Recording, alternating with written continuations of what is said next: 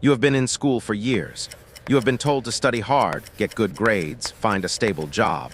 Meanwhile, a kid who had not finished ninth grade was closing a $30 million deal with one of the biggest companies on the planet. Nobody taught him how. Nobody gave him permission. So what did he know that you do not? His name was Nick DeLoisio. And the idea that made him a millionaire before most people his age had ever earned a single paycheck was not complicated. It was not technical. It was not something you need a degree to understand. It was something so obvious that when you hear it, you will not be impressed. You will be angry because you walked past the same idea every single day and never stopped to pick it up. Here is what nobody tells you about money. The people who make the most of it are almost never the smartest people in the room. They are the most observant. They notice what is broken. They notice what is missing. They notice what makes people waste time, feel frustrated, or wish something existed that does not yet. And then instead of complaining about it, they build it. Nick was 14 years old and studying for his school exams, same as millions of other teenagers, searching the internet, opening articles, skimming pages, closing tabs. Over and over, wasting 15 minutes finding information that should have taken 30 seconds. And he thought one thing: why does nobody fix this? Not how do I make money, not what startup should I build, just why does this still exist? Why is this still broken? That question. That single irritated question from a 14-year-old who should have been doing his homework. That was the idea worth $30 million. He decided to build a tool that could read any article on the internet and compress it into 3 sentences. Fast, accurate, clean. So you could know in 10 seconds whether an article was worth your time before you spent 10 minutes reading it. He called it Sumly. Now here is where most people stop. Here is where the idea dies. Because building what Nick was describing required knowledge of artificial intelligence and machine learning, things most adults find intimidating. Nick had none of that knowledge. He was 14. He had no teacher, no mentor, no funding, no team. He had YouTube. He had developer forums. He had documentation pages written for people twice his age. And he had one thing that made all of that actually work, a specific problem he needed to solve. He was not studying to pass a test. He was learning to build something real. Every hour had a purpose. Every new concept had an immediate use, and that changed everything. Psychologist Anders Ericsson at Florida State University spent decades studying mastery. What separates the people who become extraordinary from the people who stay average? His answer destroyed every excuse you have ever made. It was not talent. It was not intelligence. It was not even hours spent practicing. It was the quality of focus during those hours, deliberate, goal-directed effort aimed at a specific problem with immediate feedback at every step.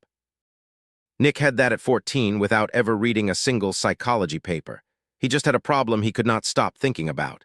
Within months, he had a working app. He put it in the Apple App Store in 2011. He was 15 by then. Within days, it had been downloaded hundreds of thousands of times. No advertising, no marketing budget, no PR team. Just a product that solved a real problem so well that people told other people. That is the only marketing that has ever actually worked. The downloads attracted something Nick was not expecting. Money. Serious money. Li Ka-shing, one of the wealthiest men in Asia, worth over $30 billion at the time, looked at an app built by a 15-year-old in a London bedroom and decided to invest. Read that again. One of the richest people alive looked at what a teenager built alone in his room and said, "I want in." By 17, Yahoo came with an offer, $30 million for an app, built by a kid who had not yet sat his final school exams. But here is the truth behind the headline that nobody talks about. The $30 million was not the idea. The idea was the frustration. The specific, personal, impossible-to-ignore frustration of a 14-year-old losing time to a problem that nobody had bothered to fix well enough. That frustration was the entire business. Everything else, the code, the investors, the acquisition, was just what happened when someone refused to walk past a broken thing without fixing it. Entrepreneur Paul Graham, who built Y Combinator and helped launch Airbnb, Dropbox, and Reddit, has said the same thing in 100 different ways over 20 years. The best products almost always come from founders solving their own problem.